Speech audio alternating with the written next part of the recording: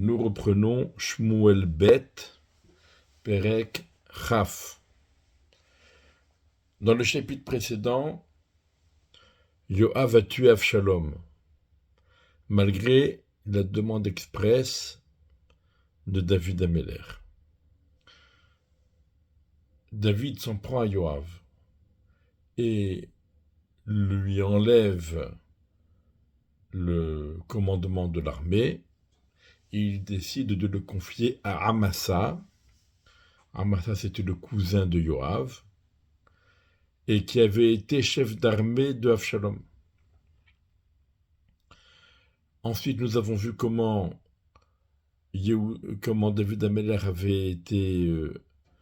avait traversé le Jourdain dans le sens du retour à Yerushalayim. Il était porté et aidé par ses frères de la tribu de Yehuda. Et lorsqu'ils sont arrivés à Gilgal, eh bien, il y a eu une confrontation avec les autres tribus d'Israël qui ne comprennent pas pourquoi la tribu de Yehuda se met en avant, et les 10 tribus d'Israël n'ont pas été attendues pour cet événement. Et donc le ton monte entre la tribu de Yehuda d'une part et les 10 tribus d'Israël d'autre part. David Améler laisse le ton monter,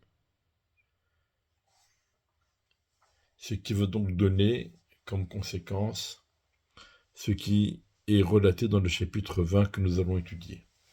Et là-bas se trouvait un homme voyou, Blial, Ish Blial, ça veut dire un voyou, sans foi ni Dieu, et son nom c'est Sheva ben Bri, Ish Yemini. Ish Yemini, ça veut dire un homme de la tribu de Binyamin, mais on verra que peut-être il était de la tribu d'Éphraïm. On verra.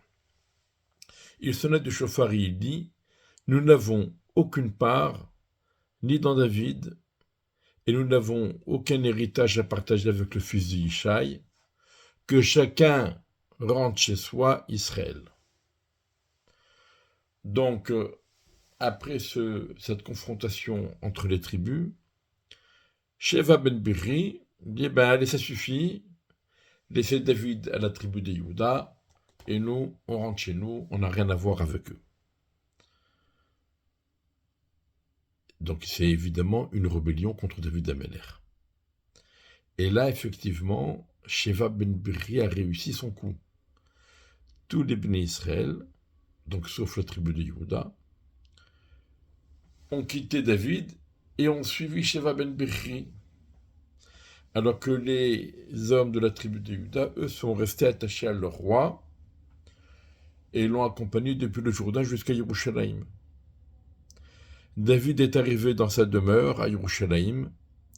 Le roi a pris les 10 femmes concubines qu'il avait laissées lorsqu'il s'était enfui, qu'il avait laissées pour garder la maison, et qui avaient été violées devant tout le monde par Avshalom, qui voyait en cela un signe de conquête du pouvoir. Et donc David Améler se les interdit. Et il a fait un harem en quelque sorte. Il les a mis, c'était une prison dorée, il les a nourris, mais il n'a pas continué à avoir de relations avec elles, et elles sont restées tserurot, ça veut dire attachées, c'est une façon de dire que elles étaient interdites à tout le monde, et le roi se les a interdites lui-même. Jusqu'au jour de leur mort, elles sont restées veuves malgré le vivant de leur mari. Alors certains disent qu'elles étaient effectivement interdites à David après qu'Avshalom les ait violées, et d'autres disent qu'elles lui étaient permises, mais David Améler, conscient que tous les problèmes qu'il devait supporter, auxquels il devait faire face, étaient la conséquence du fait qu'il avait succombé au charme de la mère d'Avshalom qui était une conquête de guerre. Alors il a décidé d'une part de nourrir et de parer ces 10 femmes, mais de se les interdire. Bon, une fois qu'il a réglé le problème des femmes, le roi dit à Amasa, Amasa, qui avait été le chef d'armée d'Avshalom, a été nommé par David chef de ses armées à la place de Yoav. Et le roi dit à Amasa, pendant 3 jours, tu dois ameuter les hommes de Yehuda, et dans 3 jours, tu dois te présenter à moi, ici. Amasa est parti pour ameuter les tribus de Yehuda, et il a tardé, ça veut dire il ne s'est pas rendu au rendez-vous que lui avait fixé David. Donc au bout de 3 jours, Amasa n'est pas là. Pourquoi il n'est pas là? Rashi rapporte ce que nous proposent les Chachamim dans la Gemara Sanhedrin. Il a rencontré un groupe de gens qui étudiaient la Torah et il a décidé de se joindre à eux pour étudier la Torah. Et il a oublié la mission que lui avait confiée David. Très bien. Donc Yoav a été destitué, Amasa a disparu, David dit à Avishai, Avishai c'est le frère de Yoav. Donc David s'adresse à Avishai et il dit la chose suivante, maintenant, Sheva ben Birri va nous faire souffrir encore plus qu'Avshalom, ça va être pire. Alors prends les serviteurs de ton maître ça peut être David lui-même, mais ça peut être aussi Yoav, qui avait été le chef d'armée jusqu'à présent. Donc prends les hommes qui sont présents et poursuis Sheva ben Birri de peur qu'il ne trouve des villes fortifiées et qu'il se dérobe à nos yeux. Donc les hommes de Yoav sont sortis derrière Avishai, accompagnés du Créti, du Pléti. On a vu que le Créti et le Pléti, ce sont les lanceurs de flèches et les tankistes, ainsi que tous les héros. Ils sont sortis de Yerushalayim pour poursuivre Sheva ben Birri. Et voici qu'ils arrivent à la grande pierre qui se trouve à Givon, et Amasa vient à leur rencontre. Amasa, le chef d'armée, qui apparemment a terminé son débat talmudique, et maintenant il rentre. Et Yoav avait ceint son uniforme, et par-dessus, il avait ceint son épée, une épée qui était ajustée à son flanc, dans sa gaine, et il est sorti, elle est tombée. Donc Yoav a fait exprès de positionner son épée dans son fourreau de telle façon qu'elle tombe et qu'il ait besoin de se baisser pour la ramasser. Alors Yoav, quand il voit Amasa, qu'est-ce qu'il voit? Il voit un rebelle. Il dit David lui a donné une mission, il ne l'a pas accomplie. Certainement qu'il a préféré rejoindre Sheva ben Birri, et c'est un rebelle. Et si c'est un rebelle, il mérite la mort. Alors Yoav dit à Amasa, n'oublions pas que Amasa est le cousin de Yoav. Hashalom ata achi, que la paix soit avec toi mon frère. Et avec la main droite, Yoav a saisi la barbe de Amasa pour l'embrasser. Et Amasa, devant ses apparences fusionnelles, Amasa n'a pas prêté attention à l'épée qui se trouvait dans la main gauche de Yoav. puisque, bon, l'épée est tombée, il fallait bien se baisser pour la ramasser. Avec la main droite, Yoav lui attrape la barbe et l'embrasse, et il a dans sa main gauche, il a saisi son épée dans sa main gauche, et qu'est-ce qu'il va faire? Donc Amasa n'est pas sur ses gardes, il l'a frappé au niveau de la 5e côte, et il a donc déversé ses entrailles à terre. Il n'était pas nécessaire de donner un 2e coup, il était déjà mort. Donc la 5e côte, c'est un endroit particulier, très vulnérable, et un coup à ce niveau-là est fatal, et c'est comme ça que Avner avait tué également un des frères de Yoav, qui le poursuivait. Et Yoav et Avishai, son frère, on continue donc à poursuivre Sheva ben Bichri. Donc, Yoav a été destitué, Amasa a été nommé à la place de Yoav, mais il n'a pas rempli sa mission. Chacun donnera la raison qu'il pense. Yoav va tuer Amasa. Alors, entre-temps, David a nommé Avishai, le frère de Yoav, à la tête de l'armée. Mais finalement, c'est Yoav qui prend le dessus et qui prend... Donc, ils sont maintenant Yoav et Avishai ensemble, mais en vérité, c'est Yoav qui est le chef. Et un homme parmi les soldats de Yoav s'est levé et il a dit, celui qui désire suivre Yoav et celui qui est fidèle à David doit suivre Yoav. Donc on remet Yoav au premier, à la tête de l'armée. Et Amasa Mitgolel Badam, donc Amasa se roulait dans son sang au milieu du sentier.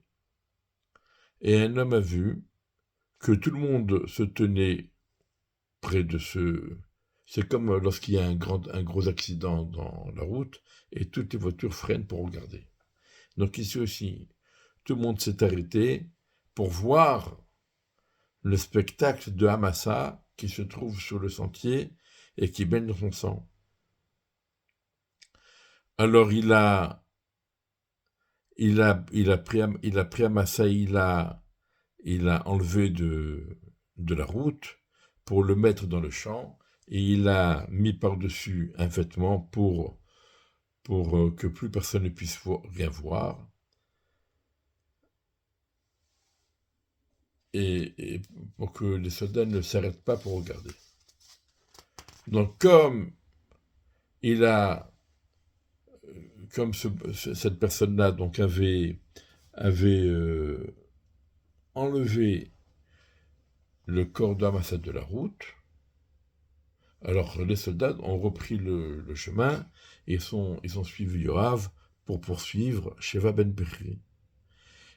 Et Yoav a traversé toutes les tribus d'Israël, Avela et Beth Maara et tous les Bérim, et ils se sont rassemblés et ils sont venus avec lui. Vayavu ou Vayatsur alav be'avela. Ils sont venus. Donc Vayavar, c'était Sheva ben Bichri. Sheva ben Bichri a dû traverser tout Israël et il est arrivé à Avela, à Beth Maara, etc. Pourquoi? Parce qu'aucune ville d'Israël ne voulait accueillir Sheva ben Bichri. Tout le monde sait que Sheva ben Bichri, c'est un rebelle, et qu'il va y avoir des représailles, il va y avoir une confrontation. Personne ne veut de problème. Donc, les villes se sont fermées à l'approche de Sheva ben Bichri, et il a dû remonter jusqu'en haut, tout au nord, au niveau de Matula, et il s'est rendu à Avela. Alors ils sont venus, les soldats de Yoav et ses soldats sont venus, ils ont assiégé la ville d'Avela et Beth Maara, Ils ont déversé du sable pour créer un tremplin autour des murailles. Et ils ont installé, Solela, ça veut dire une catapulteuse, qui se tenait donc sur ce monticule de sable. Et tout le peuple qui était avec Yoav,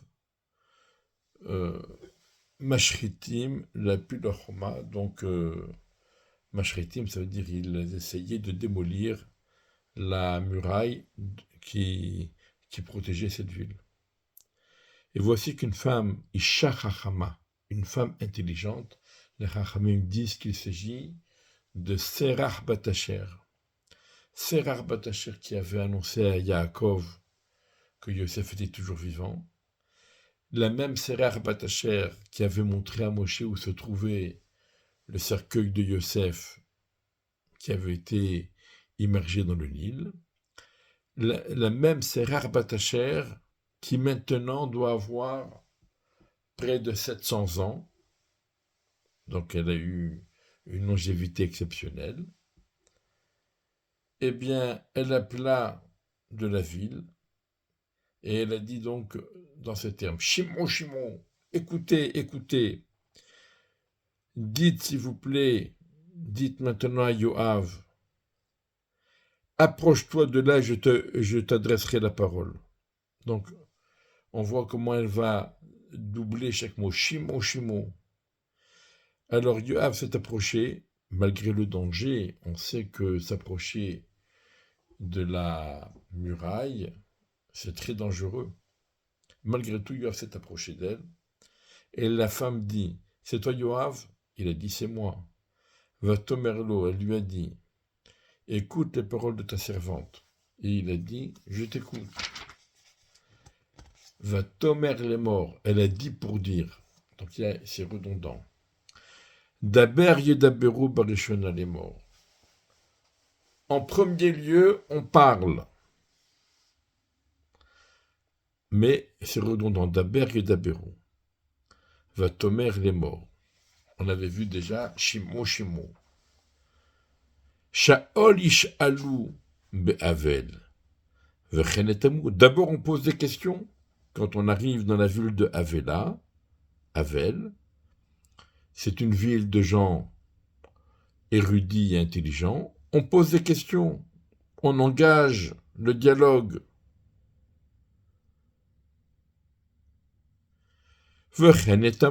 Si tu avais engagé le dialogue et tu avais proposé la paix, eh bien tu l'aurais eu tout de suite. Anochi, Shloumé Emoune Israël. Nous faisons partie des gens fidèles et intègres d'Israël. Nous sommes parmi les plus paisibles et fidèles en Israël. Et tu cherches à mettre à mort une ville principale en Israël? Lama tevala nachalat Hashem. Pourquoi tu vas détruire? Pourquoi tu vas supprimer l'héritage de Dieu? Qu'est-ce que tu veux? Pourquoi tu cherches la guerre? Sans même demander, sans même t'annoncer, sans même proposer quoi que ce soit. Et Yoav répondu, il dit, Khalila, Khalila, une redondance. Loin de moi, im avala, ve im ashrit, si je supprime et si je détruis. Lo chanadavar, la chose n'est pas ainsi, mais une personne de la montagne d'Éphraïm, donc ici il semblerait que Sheva ben Bechri venait d'Éphraïm. Sheva ben Bechri Shemo, son nom c'est Sheva ben Bechri, et s'est rebellé contre le roi David. Livrez-le-nous seul, et je quitterai la ville. La femme d'Ayoav, voici sa tête, jetée à toi depuis la muraille. la femme est venue, El Kolham, vers tout le peuple, donc le peuple qui vivait dans cette ville, Bechormata, avec sa sagesse, il coupa la tête de Sheva ben Bichri, il le jetèrent à Yoav, et donc Yoav a sonné du chauffard, et ils se sont dispersés de la ville, chacun chez soi, et Yoav est rentré à Yerushalayim chez le roi. Donc, l'affaire de Sheva ben Bichri s'est terminée. Il n'y a pas eu de guerre fratricide, il n'y a pas eu un bain de sang. Sheva ben Bichri a été tué et livré par les gens de la ville dans laquelle il s'était réfugié, et Yoav est rentré à Yerushalayim chez le roi. Alors d'ici, la Gemara nous apprend, et c'est comme ça que c'est écrit, donc la loi elle est dans le Rambam. Si jamais des goyim se présentent dans une ville et disent livrez-nous quelqu'un qu'on le tue, sinon on tue toute la ville. On n'a pas le droit de livrer quiconque. Une personne qui voudrait se livrer d'elle-même, s'offrir en sacrifice pour sauver la ville, il a le droit bien sûr de le faire, et c'est même une grande mitzvah qu'il fait, on le voit dans la Gemara, dans la ville de Lod. Mais la ville n'a pas le droit de livrer quelqu'un de façon arbitraire, on tire au sort, pour sauver les habitants de la ville. Par contre, si jamais on demande de façon spécifique, livrez-nous monsieur untel, parce qu'il a commis une faute pour laquelle il mérite d'être condamné à mort. Et sinon, on tue toute la ville. Dans ce cas, on a le droit de livrer le dit personnage. Alors, c'est une marloquette dans la Gemara entre Rabbi Yochanan et Rish Lakish, s'il suffit que la personne a été nommée de façon spécifique, monsieur untel, même s'il n'a pas commis de faute particulière, ou bien, même s'il n'a pas été nommé, mais si jamais il s'est précisé, la personne qui a commis cette faute et que vous abritez, vous devez nous la livrer. Et on sait qui est la personne qui a commis cette faute. Alors, ou bien est-ce qu'il faut les deux conditions à la fois. Monsieur untel qui a commis cette faute pour laquelle il mérite d'être condamné.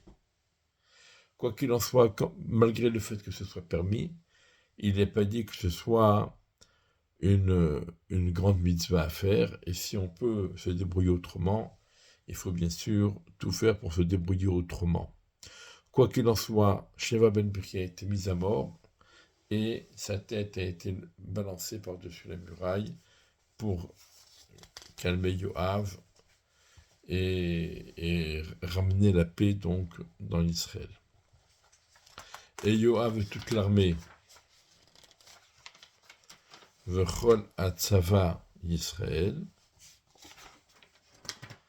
Yoav el Kol Atzava Yisraël, Yoav est revenu, et quand bien même David avait destitué Yoav en faveur de Amasa, et quand bien même après la défection de Amasa, c'est Avishai qui a été nommé, malgré tout, Yoav ne perd pas le nord, et il s'impose comme chef de l'armée d'Israël. Parce que finalement, c'est lui qui a été à la hauteur de la situation. Et donc Benaya ben Yoyada à la Crétim, voilà Pelletti, Benaya ben Yoyada était le chef des légions particulières, spéciales, de Créti et les Pléti, c'était donc les catapulteuses et les lanceurs de flèches. Et Adoram était responsable de l'impôt, et Oshaphat ben Ahiloud était le secrétaire général, le secrétaire d'État. Ou Shva Sofer, Shva c'était le scribe, donc le secrétaire. Tzadok ve'Aviatar Kohanim, Tzadok et Aviatar occupaient le poste des Kohanim Gdolim, ainsi que Ira Hayairi, qui était Kohen pour David. Alors, certains disent que David avait nommé le Kohen qui accompagne les soldats à la guerre. Il y en a qui disent que c'est un Kohen que David avait choisi pour lui accorder et lui donner tout ce qu'il faut donner au Kohen. La trouma, les bikurim, la tonte des moutons, etc. Et il y en a qui disent que ici, Kohen, ça ne veut pas dire prêtre, mais ça veut dire ministre. Ministre et juge. Donc, voilà, on notera que finalement, malgré la destitution, Yoav est resté chef des armées. Il n'a fait qu'accroître et que renforcer son pouvoir. On remarque que dans toute la liste des personnages nommés au gouvernement, on ne retrouve pas les prophètes qui étaient censés accompagner David, comme on l'avait vu au début, Nathan Hanavi et d'autres. Voilà. La suite à notre prochaine étude. Dans ce Pérec, c'est la fin des grandes manœuvres de David.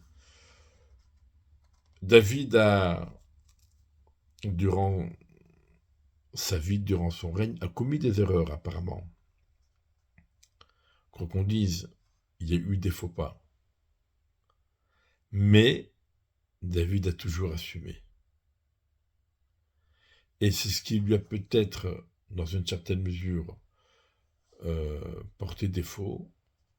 C'est parce qu'il était conscient que les fautes qu'il a commises, c'est ça qui lui a valu toutes ces rébellions, toutes ces épreuves, et que dans une certaine mesure, il est un peu responsable de tout ce qui s'est passé. Voilà. Et quand on se sent responsable, eh bien, ça affaiblit forcément. Voilà.